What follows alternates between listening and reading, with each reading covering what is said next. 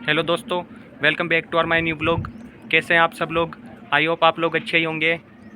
और मैं आज आपको एक बात बताता हूँ कि हमने ना इतनी दूर आकर फ्लैट कैसे लिया। इसके पीछे एक कारण है।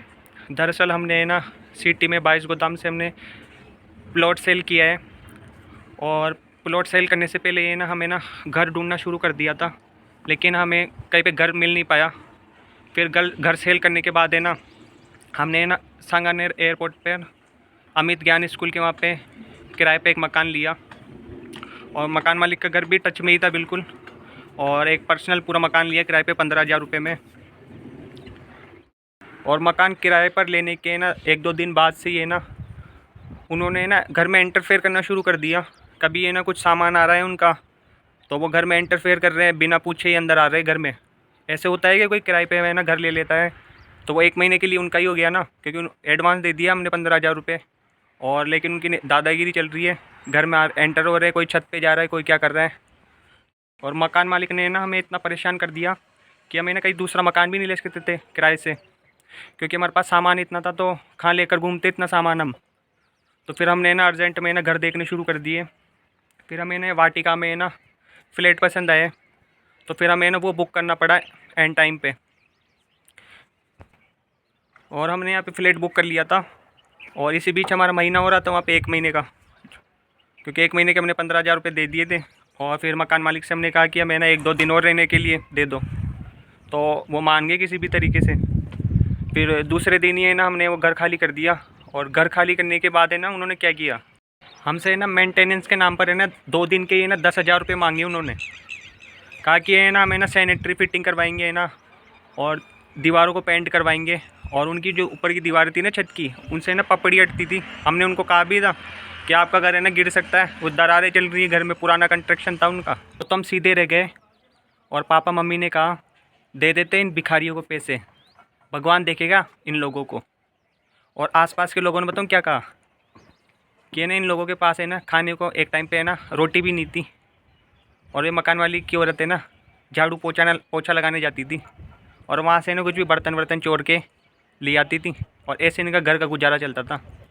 और वो तो है ना किस्मत से है ना इनके दोनों बेटों की है ना नौकरी लग गई सरकारी।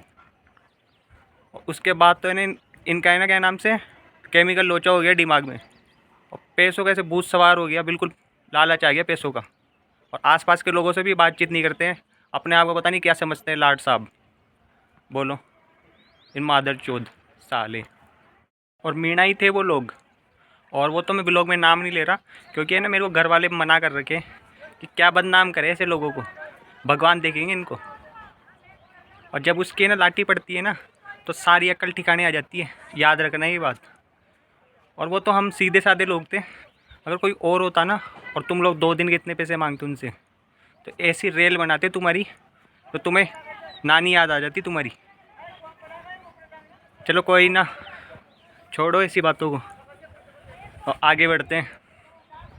और वैसे भी जो होता है वो अच्छे के लिए ही होता है। और भगवान की इच्छा थी और हमें ना अच्छी जगह फ्लैट मिला है, शानदार लोकेशन पे, कोई टेंशन नहीं है, बढ़िया बिल्कुल। और सामने हमारे देखो मेन रोड है पूरी। दोस्तों हम घूमने निकले आज शाम को, सनसेट देखने जा रहे हैं हम सामने वाली सड़क पे। हम आपको बताते हैं अभी सनसेट शानदार नज़ारा है। अभी थोड़ी देर है ना बाद में ना सनसेट होने वाला है। देखो कालू भी आया हमारे साथ सनसेट देखने। देखिए सनसेट हो रहा यहाँ होगा शानदार अभी सनसेट थोड़ी देखो, देर ये बाद अभी में। होने की तैयारी चल रही है सनसेट की। लिटरली गाइस शानदार नज़ारा दिखता है यार सनसेट का, बहुत ही शानदार। यहाँ की जगह बताओ आप कितनी बढ़िया है ना। देखो गाइस लोकेशन देखिए ऐसी यहाँ पे। गाइस यहाँ पे है ना इधर के साइड में, वो कहाँ गया वो, उधर एक कुआं सा भी है। गाइस इस लोकेशन पे ना हम बहुत दिन बाद में आए। लास्ट बार तभी आए थे जब जूली को यहाँ पे हम गार्डने आए थे, जब आए थे यहाँ पे आखिरी बार। और बहुत दिनों बाद आए, इधर आने का मन ही नहीं करता था। तो आज है ना 25 दिन बाद में आए हम यहाँ पे लगभग, वो भी सामने ना सनसेट देखने। ये देखो दोस्तों कितना शानदार सनसेट हो रहा है यहाँ पे।